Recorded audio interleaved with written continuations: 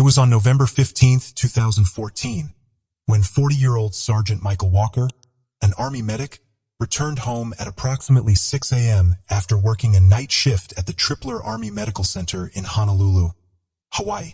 He walked upstairs and found his wife, 38-year-old Catherine Walker, bloody on the floor of their primary bedroom. He quickly called 911. Military police officers arrived at approximately 6:40 a.m., and it took Walker 90 seconds to come down and answer the door for law enforcement. According to the first responding officer, Walker appeared to be on the phone with his chain of command. He escorted the officer to the bedroom where they saw Catherine on the floor with a bloody knife next to her body. First responders showed up shortly after, pushing past Walker and the officer. Catherine was pronounced dead at the scene and suffered multiple stab wounds to the neck and torso. The military police officer escorted Walker downstairs, asking him to wait outside while they checked on his wife. He asked if he could sit on the couch downstairs, as he'd be more comfortable there, and the officer allowed this. While Walker was waiting on the sofa, he told the officer that he tried to perform CPR but was unsuccessful. Walker was an Army medic and he knew what he was doing. However, the officer noted that Walker was clean, with no signs of blood, which was odd, quite bloody. Walker was later asked to move to the front porch while the officers processed the scene. While in the porch, the first officer on the scene stayed with Walker. Not long after, agents from the Department of the Army Criminal Investigation Division (CID) arrived and asked Sergeant Walker if he could come to their office to answer some questions. Walker didn't object and went with the agents willingly. The two had been married for 11 years, and according to friends, they'd always seemed so happy and sounded like the perfect couple. They were both involved in their church, the Church of Jesus Christ of Latter-day Saints. Catherine had talked with friends about wanting to start a family. To everyone they knew, they had a wonderful marriage. Catherine was proud to be a military wife, and she loved to travel, and the life that she had built with Michael. Before we proceed, I've got an exciting surprise for you. We've launched a brand new channel dedicated to intriguing content such as old historical mysteries, cold cases, and particularly chilling horror stories perfect for bedtime. Drop a comment letting us know if you're a fan of horror stories or not. You can find the link in the description below. Let's find out who will be the first to explore it. Alright, let's dive back into the video. During the interview with CID, many questions came to light. Spouses are almost always asked questions and are very often the first suspects. When they arrived at the CID office, a military building, Walker was asked to give up his cell phone, which is normal procedure. The agents then escorted Walker to an interview room, where they asked him to hand over his clothes for evidence, just in case something had transferred when he performed CPR on his wife. After, an agent interviewed Walker, asking the normal questions, like if he knew who might have done this to his wife, where he was at the time of the murder, what his alibi might be. Walker had a solid alibi, which was that he was working a 12-hour shift to the hospital, with lots of witnesses that saw him there. At one point, Walker suggests that his wife might have committed suicide, which was later found to be impossible based on the placement of the knife wounds. Walker was never put under arrest at this time, and he was free to leave whenever he liked. However, he stayed, and after lunch, now more than 6 hours after finding his wife murdered, the questions shifted dramatically. The agent started asking if he had any relationships outside of his marriage. He would admit to having affairs with both men and women, having had sex with men for money, and he mentioned a woman named Lisa. He also admitted to being a sex addict. Authorities then started to look at any of Walker's current and past affairs. Over the next few months, they went through emails and phone records. They talked to as many of his past affairs as possible. Some didn't want to come forward because they had families. They eventually narrowed in on one woman, the one that Walker mentioned in his interview, 29-year-old Elisa or Lisa Jackson, who at the time of the murder was living with her parents in the same neighborhood as the Walkers. Elisa Jackson worked at a movie theater and was supposed to work on November 16th. However, she was reported to have come to work, left shortly after, and had not been seen again. Jackson had moved to live with family in Indiana suddenly. She was arrested in April 2015 for first-degree murder. She was extradited back to Hawaii. Jackson confessed and told the story of why she had killed Catherine. Elisa Jackson and Michael Walker had met online in September 2014. They'd started an affair quickly. Elisa often came over to the house when Catherine wasn't home. After one sexual encounter, the two were sitting on the couch talking. Elisa stated that she had opened up about her mental health difficulties. They spoke of their greatest desires. This was when Walker talked about his greatest desire to be free of his wife, but that he couldn't afford to divorce her. He spoke about the $400,000 life insurance he had on his wife, that they could be together if she was gone. Greatest desire became a code for the couple. Quote, "I want you so bad it's like a craving," Jackson wrote to Walker a month before the murder. Quote, "I know, me too," Walker replied, "if only someone was out of the way." "I know," Jackson said. They had many texts and email conversations on the topic, but wanting each other. In one email conversation, Jackson talked about needing Walker's permission, believed to be permission to kill his wife. Walker then gave that permission in a following email. On November 4th, Jackson attempted to go to the house, but it was locked and she left. A text conversation followed, quote, "I need my desire taken care of soon. I'm going crazy," Walker said to Jackson. She responded, quote, "I know, daddy cakes. I was going to, but ran into a problem. Authorities believed it had been code, that she couldn't get into the house and that she had an access problem." He wrote back, "Oh, I see, I can help with that." On November 14th, 2014, Jackson and Walker met at the gym parking lot on the military reservation, a usual meetup spot for them. They created a code that Walker would type good if Jackson entered through a window or bad if she was supposed to use a hidden key in the back of the house. Later that day, Walker texted her, "Bad." Elisa Jackson arrived at the house around midnight and retrieved the key hidden in the backyard. Upon entering the house, she got a knife from the knife block in the kitchen, walked upstairs to where Catherine was sleeping in bed. Jackson began to attack Catherine, however. She woke up and stood out of bed. Jackson then forced her to the floor where she stabbed her several more times. Jackson said that while she had stabbed Catherine, she had asked for her forgiveness and Catherine had replied yes. Jackson waited on the bed for 30 minutes while she watched Catherine take her last breath. She then went through Catherine's purse, looking through her wallet and looking at her ID. Jackson took nothing from the house. She then went home, waited for Walker to call her.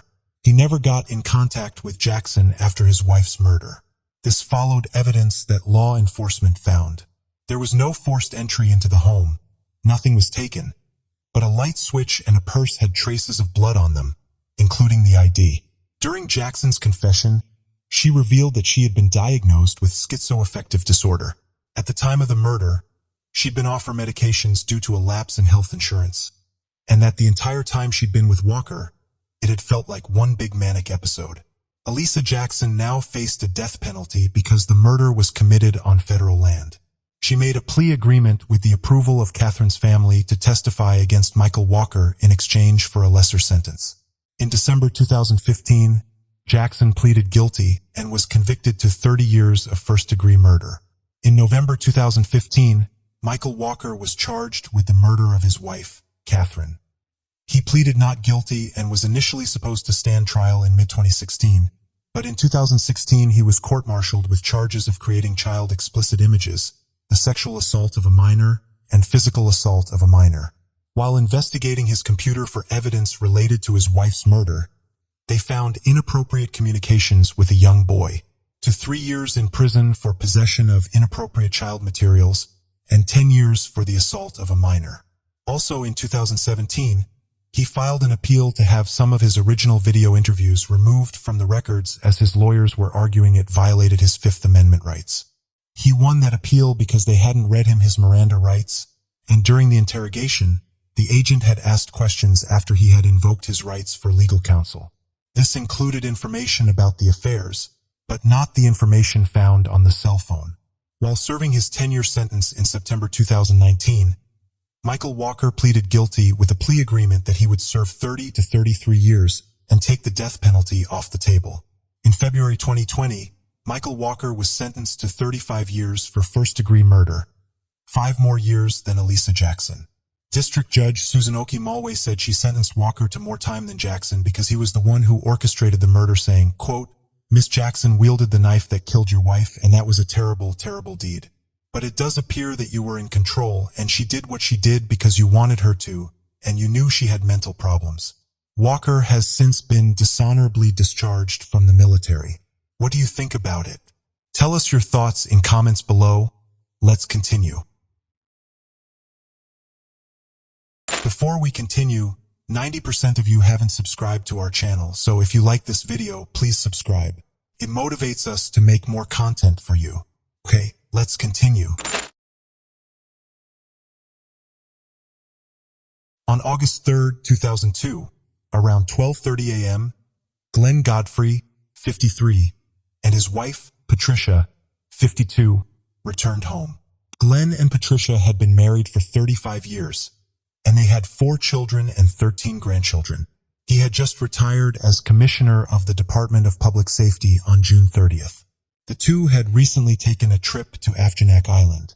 They went fishing, hiking, berry picking, and kayaking.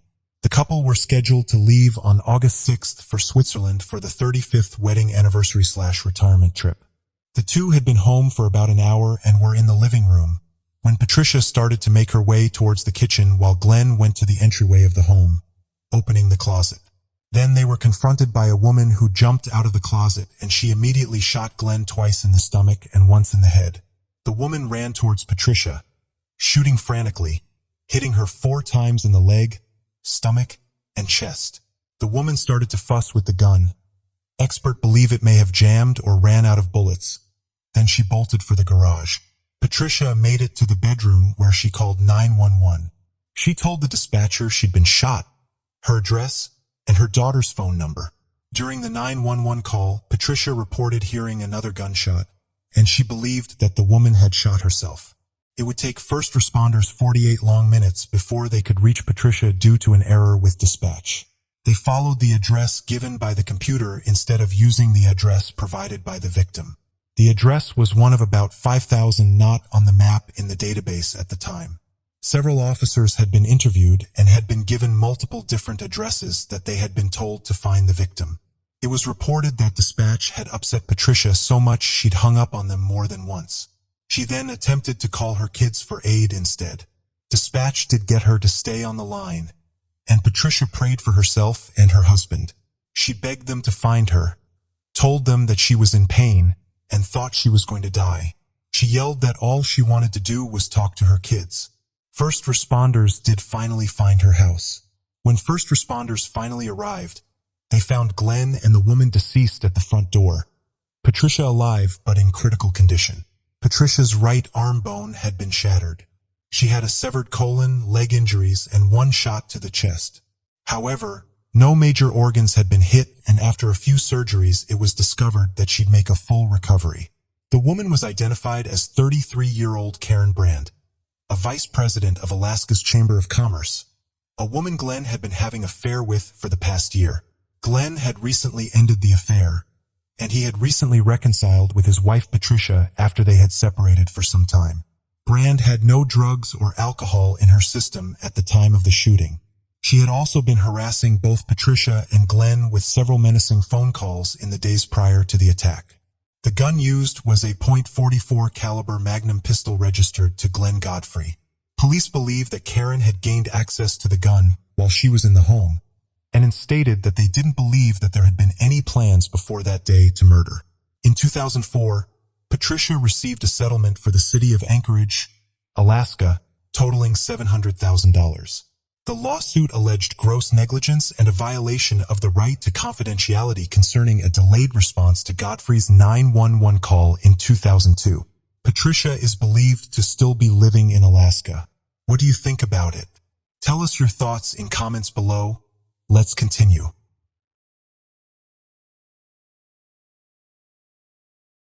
On Wednesday, July 15, 2015, 50-year-old Sandra Barnett, wife of ex-NFL Buffalo Bills player Buster Barnett. She was on the phone with a friend when a woman came banging on the door saying, quote, open this door, or I'm going to kill you." The friend reported to hearing Sandra say, "Are you Lisa Brown?" before the call cut out. The friend tried calling back with no answer. She then tried calling the police but didn't live in the area, so she called a mutual friend. He immediately went and drove by the Burnett house. He then saw a woman standing next to a black Dodge Durango. When he pulled around, it was gone. He called the police and a search for Sandra had started. On July 16th, the Durango was spotted in Clayton County, Georgia. Police gave chase and Alabama state troopers joined when the SUV crossed state lines. The SUV eventually stopped in the middle of the I-20 in Claiborne County, Alabama at mile marker 208. A standoff started, and it would end when Lisa Brown retrieved a gun from the back seat of the car, shooting Sandra in the head before shooting herself. Both women were pronounced dead at the scene. In the SUV, they found handcuffs and a receipt that showed they'd been purchased hours before the abduction. It was later discovered that Lisa Brown had gone to Buster Barnett's work on the morning of July 15th because she was upset that he'd planned a vacation with his wife to Las Vegas. Buster actually owned the Durango Lisa had used to abduct his wife. Buster had been having an affair with Lisa Brown for years. Police believe that Brown left Buster's work with the intention of abducting Sandra. After knocking on the door, she forced her into the SUV. Police never found what had happened to the woman between the abduction on July 15th and when they were spotted and chased on July 16th. This was also not Lisa's first kidnapping. She was on probation out of Texas for kidnapping her child, who she lost custody of. It had taken authorities more than 3 days to track her down then. Sandra was a beloved teacher at the McNair Middle School, where she worked with kids with special needs. Sandra had married Buster in 1987. However, in 2011, Buster filed for divorce. Initially, he was granted the divorce in 2012, but it was overturned when Sandra said she never received the papers, saying that they were sent to the wrong address. It is unclear if Buster was living with Lisa at the time. Buster filed for divorce again in 2015, and there was no information about why they were going to Las Vegas. Lisa had reportedly been harassing Sandra for years prior to the abduction. Lisa had several mental health issues, which included violent and suicidal tendencies. She'd been in a 2-year relationship with Buster. He owned the home that she lived in, and it is believed that the two shared a residence together. Buster won control over his wife's estate, saying that he had no involvement in the kidnapping or murder of his wife. Courts ruled in his favor because he had never been convicted in civil or criminal court. There is no evidence that he knew what Lisa Brown was planning to do. What do you think about it? Tell us your thoughts in comments below. Let's continue.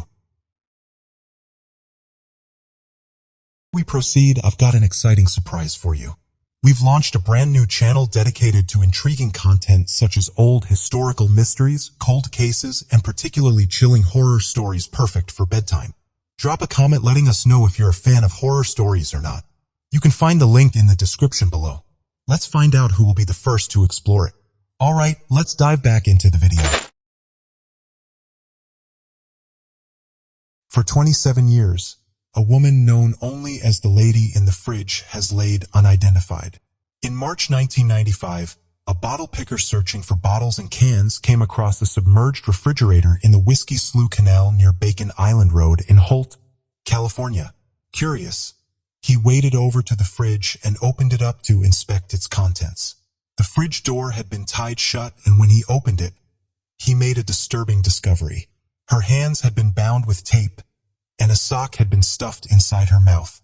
The authorities were immediately called, but none of the attending officers could have prepared themselves for what they were about to see. Medical examiner determined that the woman had been submerged for around 6 months. However, the internal temperature of the fridge had been quite warm, which had led to accelerated decomposition. They estimated the time of her death to be somewhere in October of 1994. Caucasian with strawberry blonde hair, 110 to 130 pounds, between the ages of 29 and 41.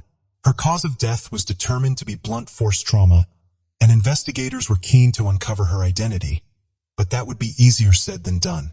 Jane Doe became known as the Lady in the Fridge, and missing person reports from across the country and beyond were cross-referenced with her details, but no one matched. Investigators continued looking into her case, but it became colder and colder as the years went by. Each year, investigators would glance over the case files, hoping something new would stand out, but nothing ever did. Her details were entered into NAMUS, but still no leads came up. Then in 2022, the San Joaquin County Sheriff's Office contacted Othram, asking for their assistance. The skeletal remains of the lady in the fridge were handed over to who were able to extract a DNA profile. Using genealogical techniques and databases, Othram was able to find the possible mother of the lady in the fridge. All the San Joaquin County Sheriff's Office had to do was obtain a DNA sample. Finally, in February 2023, Othram and the San Joaquin County Sheriff's Office announced that the lady in the fridge had been identified as 30-year-old Amanda Shumandatsa. At the time of her disappearance, Amanda was separated from her husband and was a mother to 3 children. According to friends and family, she was last seen in Napa, California at an unknown apartment complex with an unidentified male friend who she had met at a rehab facility. Investigators believe serial killer Terry Rasmussen may be involved in Amanda's disappearance and murder, although nothing has been confirmed yet. Her children, now adults, are thankful for law enforcement and hope that her murder investigation can now be solved. They said in a statement to the media that they look forward to moving on with their lives. Their mother's disappearance had always been an open wound and has brought them some comfort knowing that their mother never abandoned them. Amanda was known to frequent the Napa, Oakley, and Delta, California areas. There's a $10,000 reward for tips that lead to an arrest. What do you think about it? Tell us your thoughts in comments below. Let's continue.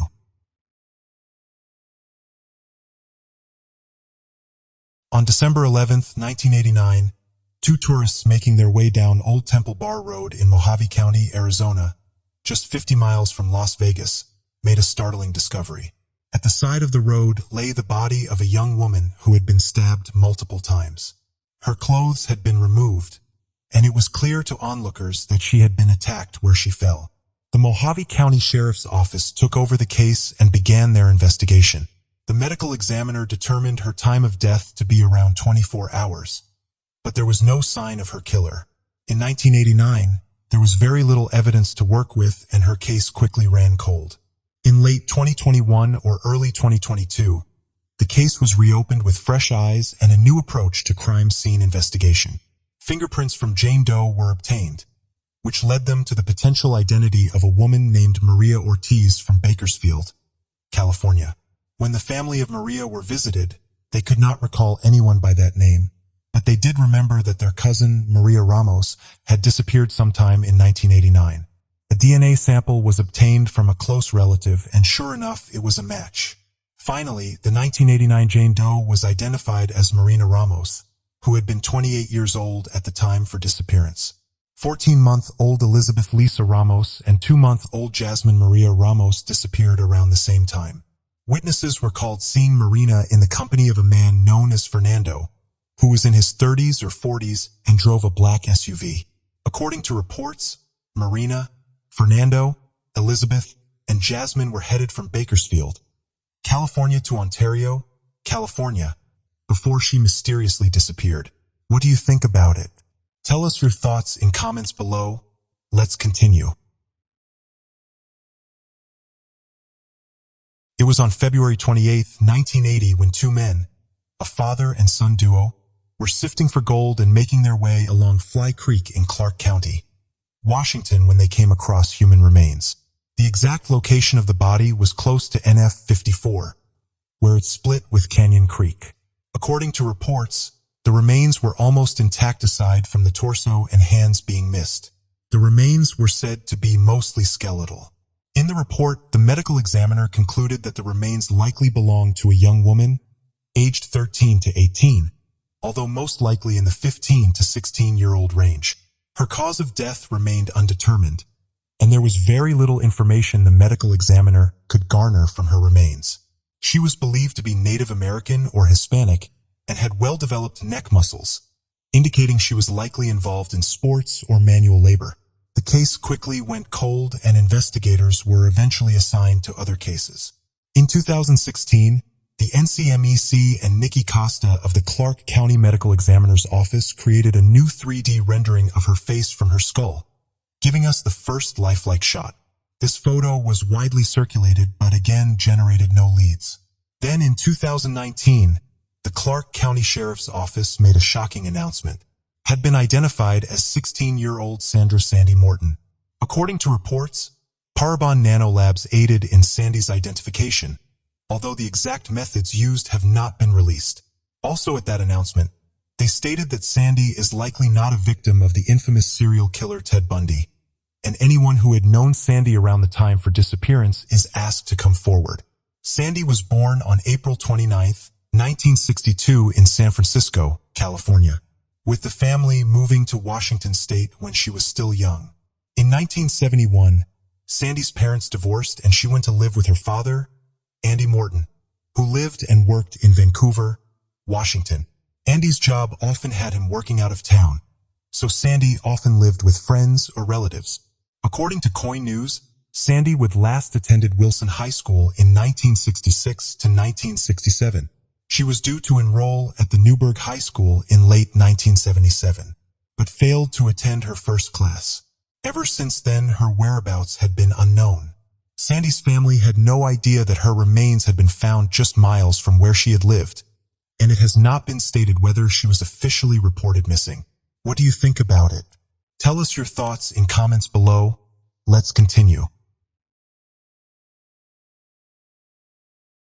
In June 1988, a farmer walking through his fields 20 miles outside Springfield, Colorado discovered skeletal human remains. The Baca County Sheriff's Office were immediately alerted and several more parts of the remains were discovered. Baca County Sheriff's Office searched the farmer's field for several days, finding several items of clothing, gray corduroy Levi pants, a size 34B bra, and a beige winter coat with faux fur collar and cuffs. A 1986 quarter was found in one of the pockets. The Baca County coroner was not able to determine the cause of death, only that the remains had been in the field for between 1 to 3 years. According to the Doe Network, most of the skeleton had been bleached by the sun and parts of the spine was still attached. Coroner estimated that the remains belonged to a woman aged 16 to 22, possibly Hispanic, Native American, or European. The coroner also noted that the woman had extensive dental work, including 2 silver cast crowns, the technique of which suggested that she was from Mexico or close to the border. Unfortunately, the case ran cold quickly. Dental records were sent to dentists in the area, but no matches were found. Dental records and a DNA profile were also submitted to the National Crime Information Center, which led nowhere. The woman was eventually buried in the Springfield Cemetery as a Jane Doe. The Baca County Sheriff's Office never forgot her case and vowed to get answers. In 2021, the Jane Doe was exhumed and a new DNA profile was obtained. According to the press release, this DNA sample was submitted to NAMAS. The details were murky, however, according to KOAA, it appeared that the DNA sample was submitted to Family Tree DNA and GEDMAD, public genealogy databases. From there, Michelle Kennedy, an investigative genetic genealogist, discovered a first cousin once removed. Genealogists were able to work through Jane Doe's family tree and came across possible close relatives. According to the Baca County Sheriff's Office, they were notified by NAMAS that a possible DNA match had been found. As per their press release, quote, not only was the familial DNA submitted for analysis by Solved by DNA, a match with family of our Jane Doe, but the DNA profile of a person who submitted her DNA sample to the McAllen, Texas Police Department had also linked to our Jane Doe by NAMAS. On October 6, 2022, the Baca County Sheriff's Office announced that in 1988, Jane Doe had been identified as Nora Alia Castillo. Nora's daughter submitted a DNA profile to the McAllen Police Department in 2004. Nora was reported missing in 1996, with reports stating the last time she made contact with her family was sometime in 1986 or 1987 via a phone call from Colorado. What do you think about it? Tell us your thoughts in comments below. Let's continue. It was on March 29, 1975, when 16-year-old Sharon Pryor left her home in the Point St. Charles neighborhood in Montreal, Quebec. She left around 7:30 p.m., leaving her person home. Sharon was meeting a group of her friends as well as her boyfriend at a pizzeria only blocks away but never arrived. Sharon was a sweet and bright teen. She had a caring and nurturing nature and had a particular affinity towards animals. She had dreams of becoming a veterinarian. She was known to be kind and warm and was a remarkable student with a bright future ahead. The oldest of 4 siblings, she was an excellent big sister and always set a good example for them. No one alerted Sharon's parents when she didn't show up at the pizzeria as her friends had assumed she just stayed home that night. It wasn't until hours later, when she missed her curfew, that Sharon's parents figured out her disappearance, called law enforcement. Initially, detectives weren't concerned and felt that Sharon had probably just gone off with her friends. But her parents weren't convinced. Sharon always called home if there was a change in plans and was always home on time. She didn't have a history of running away, and in her bedroom was all her money and bus pass. As precious time passed, detectives eventually concluded that Sharon had been abducted, likely in the alleyway behind their home and on the way to the restaurant. No one saw or heard the abduction. Sharon's mother, Yvonne, remembered something. She said that Sharon had mentioned a strange man had been following her when she'd been walking home a few evenings before. Sharon had started getting male friends to walk with her home after dark. Detectives also believed another attack about an hour before Sharon's disappearance may have been connected. Blocks away from the alleyway Sharon may have been abducted from, 23-year-old Cheryl Roy was attacked a bit before 7 p.m. She was walking alone on her way to the pharmacy to grab diapers for her daughter when she saw a man walking in towards her on the other side of the alleyway. She said that he had his hands in his pockets and looked like he lived in the area. She didn't notice anything visually concerning about the man. She said he seemed very normal and thought he would just continue walking past her and she would go on her way. She continued, then suddenly heard footsteps running towards her. And when she turned around, she was shocked when the man that had walked past her was barreling towards her. The man grabbed her and pushed her against a building. She fought off her attacker, screaming and yelling. He had a knife which he pressed against her throat, telling her to shut up. She cut herself on the blade, pushing the knife away. She begged the man to take her purse, and he said, quote, "I don't want your purse. I want you. I love you." She said he grabbed her hair and was trying to drag her to an empty lot. He was saying, quote, "You're dead. You're not getting away from me. When I get through with you, I'll cut you to pieces." She screamed and struggled for about 6 minutes. Then a group of young boys started to run towards them. They had been investigating the screams. Cheryl knew one of the boys and called out to him. This forced her attacker to back away and run off. After the man ran away, she was helped into a nearby home and called the police. She described the man as about 6 feet tall, 200 pounds, Caucasian with a mustache. She said he only spoke English and didn't have a French accent. He spoke in a calm, low voice during the entire attack. She also noted he didn't smell like alcohol, and she never got a good look at his face. Cheryl lost her voice for 2 days from the screaming. The man had tried to rip, then cut her pants from her body. She thanked the kids for coming to her aid. After the attack, she felt that if she had passed out or hadn't made so much noise to attract others to help, she would be dead. Though unlike in Sharon's case, she didn't feel that she'd been stalked by her attacker. She didn't feel like she'd seen him before.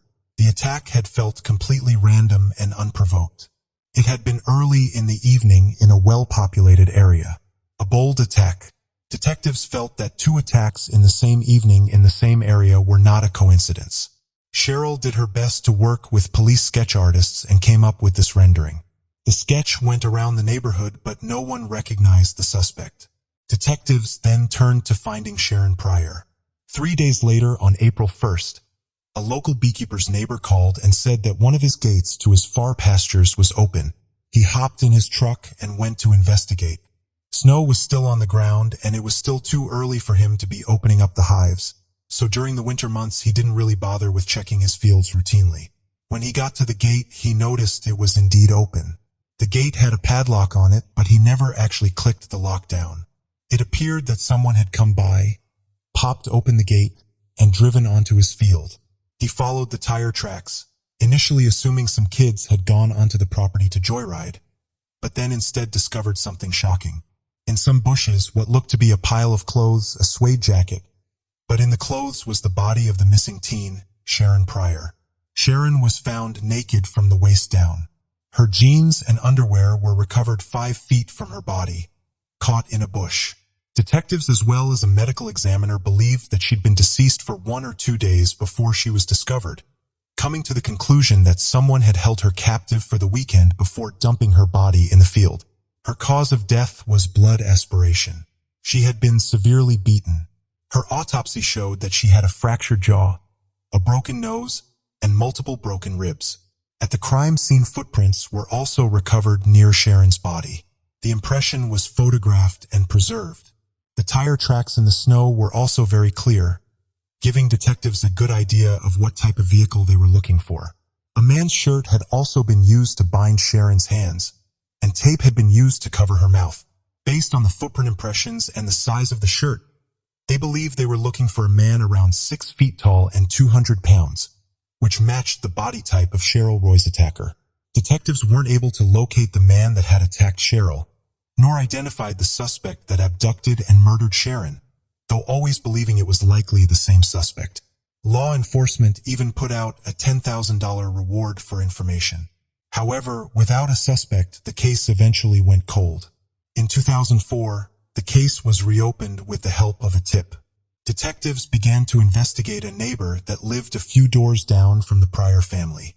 Detectives tore apart the garage on the property, believing it had likely been a garage near the abduction site that Sharon had been kept in for up to 3 days before she was killed. The garage was behind an apartment building and had been used to house garden and building maintenance tools of the building owner. With Sharon's murder occurring just before spring, it seemed like a perfect location to hide a kidnapped individual, knowing no one would need to come into the garage until the snow melted. They tore apart the building, even digging deep down into the soil below, looking for anything that might indicate Sharon had been there, but nothing was found. Likely too much time had passed, and again the case went cold. In 2023, new detectives opted to reopen the Sharon Pryor investigation, looking towards genetic genealogy to find answers. They started the investigation from scratch, finding male DNA on the male shirt that had been used to find Sharon's hands, as well as on her clothing. They sent the DNA off to genetic genealogists, who were able to slowly piece together the unknown man's family tree. One surname popped up, Romine, and law enforcement started to look into prior arrests around the time of Sharon's murder, and a suspect's name turned up with a lengthy criminal history in both Canada and the United States. Franklin Maywood Romine. Born in 1946 in West Virginia, Romine had started his criminal career as early as 16, starting with petty theft and destruction of property, escalating to a vehicle theft at 18, and going all the way to breaking and entering, stalking, and sexual assault in his 20s.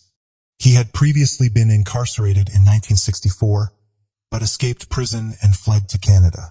He frequently bounced between Canada and West Virginia, racking up warrants in both countries.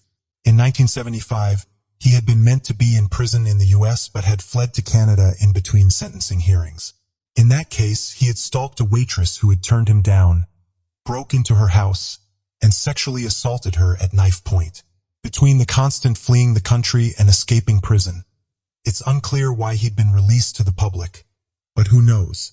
Months after Sharon's attacks in Montreal, he'd been arrested by local authorities and extradited back to the U.S., where he was sentenced to 10 years in prison. He served 6 in prison before being released. He died in Canada in 1982 at the age of 36, and it's unclear how he died. His death certificate was never discovered, and his body was sent back to the U.S. for burial. He was buried next to his mother in Putnam County. Colquay's detectives reached out to Romine's living relatives, which included surviving brothers. His brothers weren't surprised that he was being investigated for murder. One of his brothers said that he had been estranged from the family years before his death. Franklin had attacked his brother's wife, trying to sexually assault her. After that, the rest of his family had nothing to do with him. Franklin Romine was known to be unpredictable, violent, and aggressive. He had never been a suspect in Sharon's case, though he bore a striking resemblance to the police sketch that Cheryl provided to law enforcement. At the time of the murder, he was 28 and lived 9 kilometers or 5 miles from the prior home. The tire tracks in the original investigation were also matched to a vehicle that Romine had purchased while in Montreal, and the footprint found at the crime scene also matched his shoe size.